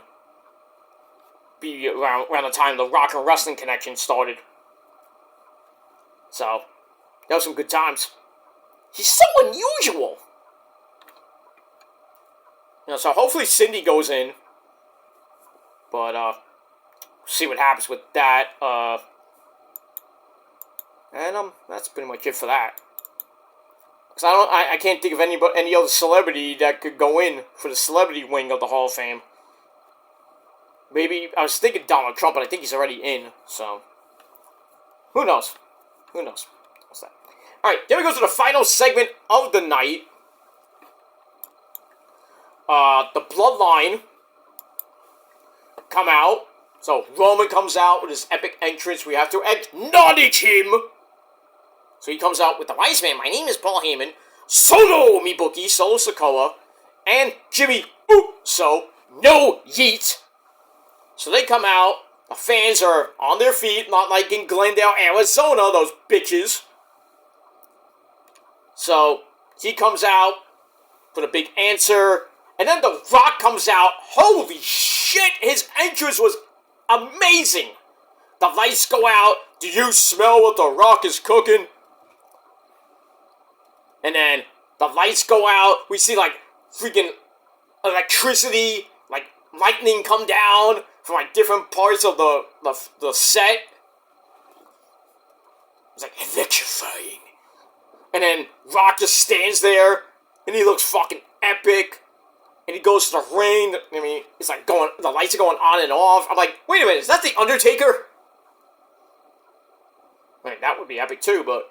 So anyway, Rock gets in the ring, and finally, after a while, this started at 9:35, mind you, so we had 25 minutes to get through this promo, and it went a little bit over because, you know, Dwayne loves to talk. So we got that, and finally Roman gets the mic from the Wise Man, and he says, well, before he says, acknowledge me, he says, greatness stands before you, and then puts up his hand, looks at The Rock, and then Rock comes over to Roman. Family! And then he gets to the mic, he says, Dallas, Texas!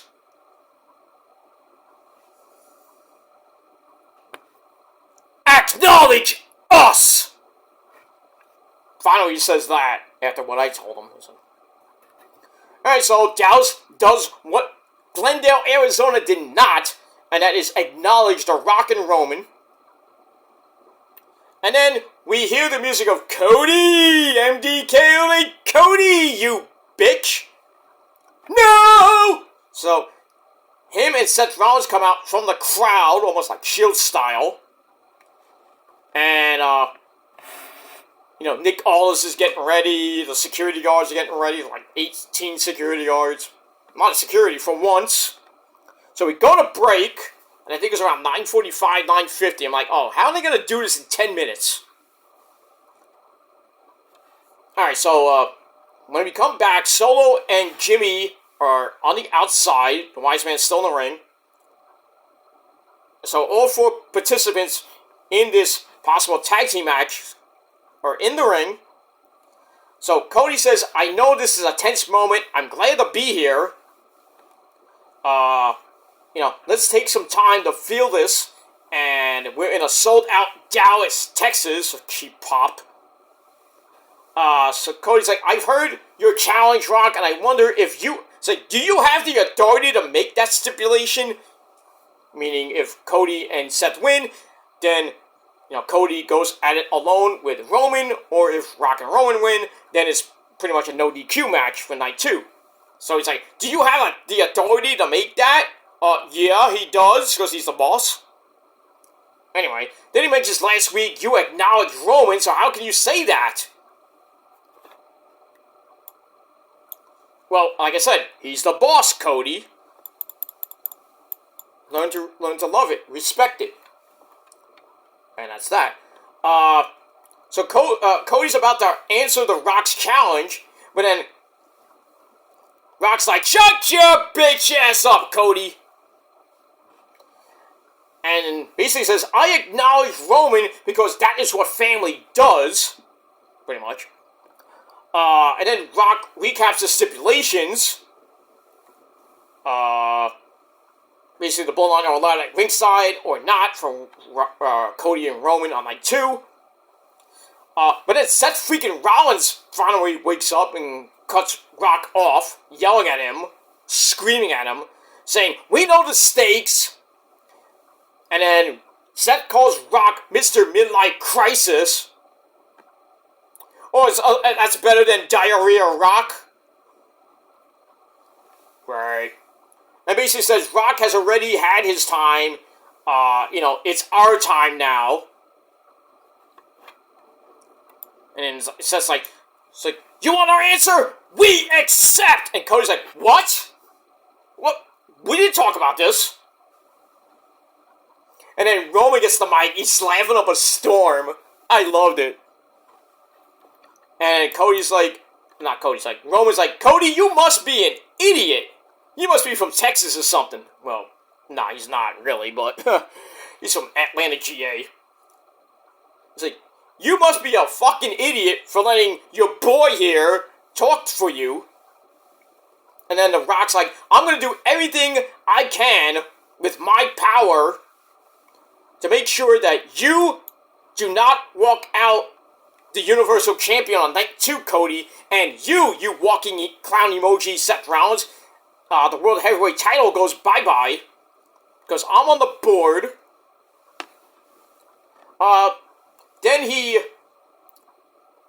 Then Roman says, this stuff has to end.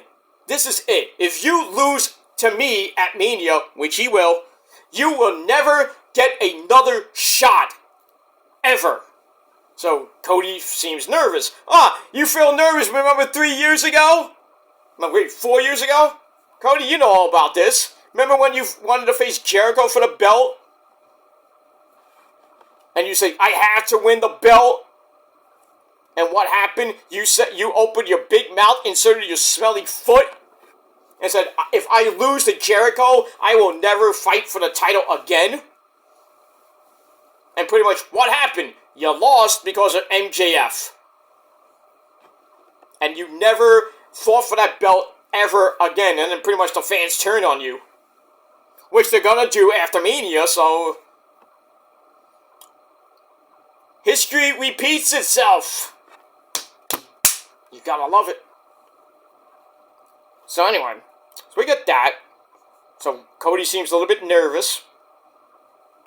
So then Rock brings up Cody being one of 3 children. He's like, Cody, your sister used to be a Dallas Cowboys cheerleader, right? Yeah. And your brother is a future Hall of Famer, meaning Dustin Rhodes, go Dust. Go Dust. Definitely a future Hall of Famer. And isn't it also true, Cody, that you are 20 years younger than your siblings? Yeah. You wanna know why? Because you were a mistake. Ah! I was like, oh shit, he did not. So Cody finally grows a set and slaps The Rock. After Rock, like about a month ago, slapped him after talking shit about his family. Damn. So Cody slaps The Rock. Rock smiles, and then the feed just cuts right off at 10 o'clock. Because we have to get to the 10 o'clock news. And even though Rock just kept talking, and the producer's like, finish up!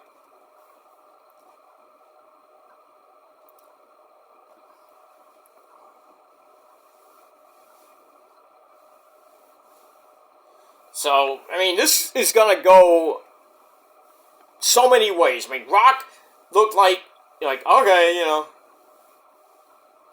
Cody looked nervous because of the stipulation that he loses to Roman, he can never get a title shot again. And Rock, basically got the taste slapped out of his mouth. It's like, talk about my family, slap. It's like, well, and then I was like, oh, you talk about my family, Rock? Psh, slap you. So, pretty much is personal right now. So, I mean, it could lead to Rock, being a little bit nervous and, what happens if Cody does finish the story. Then he's going to be really pissed off at Roman, which, like I said, could lead to the Saudi Arabia show or maybe SummerSlam.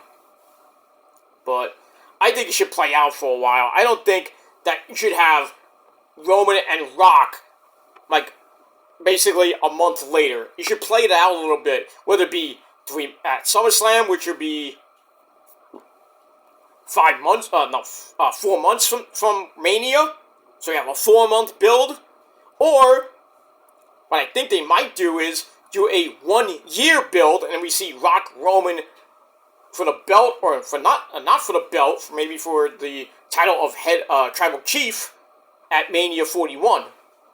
So we'll see what happens, but we got pretty much 3 more Smackdowns to go. Yeah, we got 4 more Smackdowns to go, I should say. So, we got 4 Smackdowns to go, 4 more Raws to go before Mania. So, anything can happen. So, I am really invested in what's going to happen next week on Raw, and especially on SmackDown. I think Rock's going to come out and say, hey, Cody, you slapped me in the face, or maybe I deserved it. But now you're pretty much a dead man. And that's what Rock is. Cody is a dead man right now.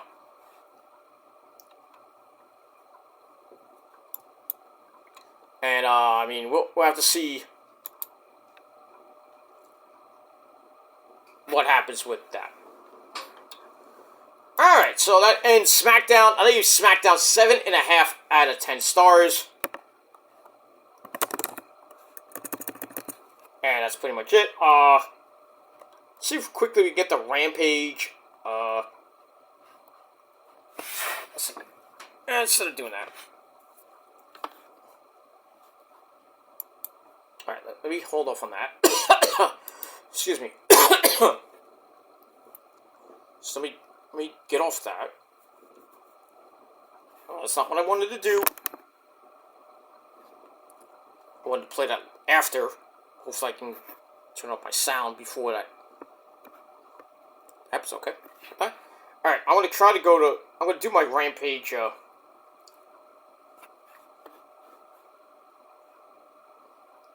Rampage results. So, we got that. Alright, let me, get my Rampage notes off my...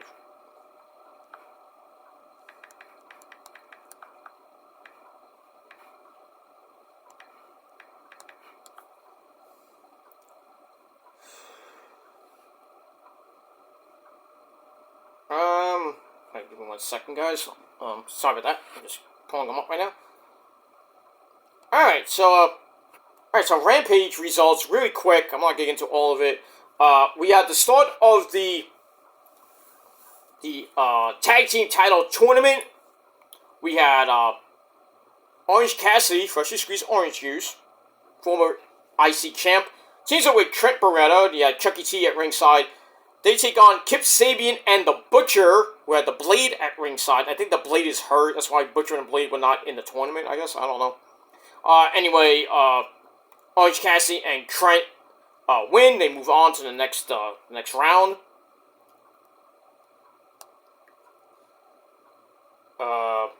Orange Punch out of nowhere, the Butcher, and then Strong Zero by Trent. 1, 2, 3. That's pretty much it. Then we have a segment with Ruby Soho, basically yelling at Paige of Saraya Knight after what Harley Cameron and her brother Zachary Knight did to her boyfriend Angelo Parker on Dynamite. You know, Zach hitting Angelo in the knee with that slapjack, laying him out. So Ruby doesn't just feel bad about Saraya, she hates her and her inbred family. Ouch. And she's going to get what's coming to her. So Ruby versus Saraya coming up pretty damn soon. And then we hear a rebuttal from Saraya, Zachary Knight, and Harley Cameron, but I'll get to that in a second. Alright, match number 2, Julia Hart defending the TBS Championship in an open challenge match. House of Black rules. Basically, you can't come off the top rope, which I thought was a dumb stipulation. She takes on Robin Renegade of the Renegade Twins. Julia gets the win with Heartless. Made Robin tap out. And that's pretty much it for that. Match number 3, Action Andretti taking on Pentagon Zero Miedo. This was a great match. Lots of high flippy dibbity doos from both men. But in the end, Pentagon sends Andretti to the top after in charge. Action Andretti hops over the back with a Poison Rana. Then a tornado off the top. But Pentagon catches him with another anti-air strike, whatever that is, to the face. Then he picks up Action Andretti, hits the Fear Factor package pound driver. 1, 2, 3, Pentagon Zero Miedo gets the win. And we got that. As always, Alex Abrahantes at ringside, the hype man. And that's pretty much it. Pretty good match. Alright, match number 4, triple threat tag team match. We had Darius and Dante Martin of Top Flight taking on Private Party, Isaiah Cassidy and Mark Quinn. Can I get a oh yeah? So we get that. They take on Brian Keith and Commander as they are now forming a tag team. Pretty good match. Getting to the end, Darius Martin tags himself in. No biggies, Brian Keith, sending him to the outside. They're going to clothesline by Dante as Commander rolls him up for a near fall. Then a big high knee by Dante. Then an assisted high kick by both members of Top Flight.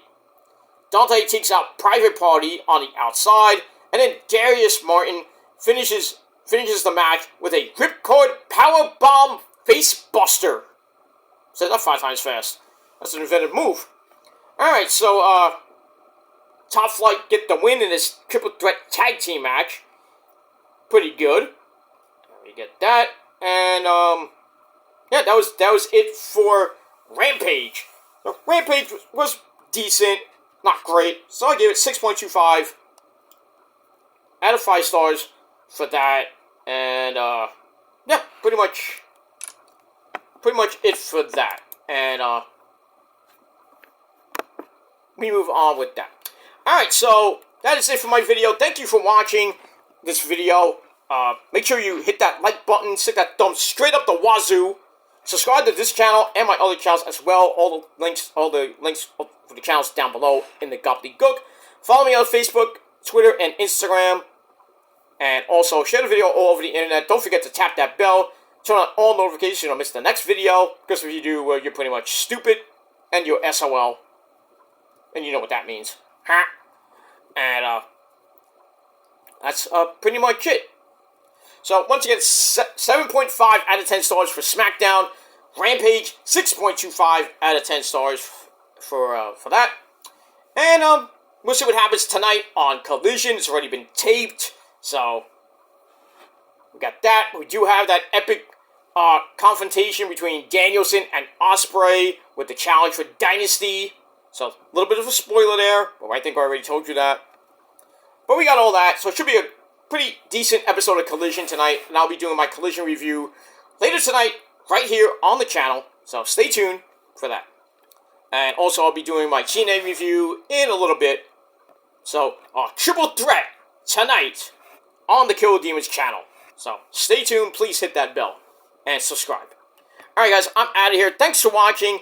I'm Peter Joseph signing off. Peace out, rock on, and rock hard with your cookoot. And if you're not down with that, well, I don't even have to say the 3 words I usually say. You know, pretty much, I'm going to let Dwayne The Rock Johnson take us out. Dwayne, it's all yours. Oh, it's a direction you can fuck. Pretty much. Pretty much. That's what happens. So,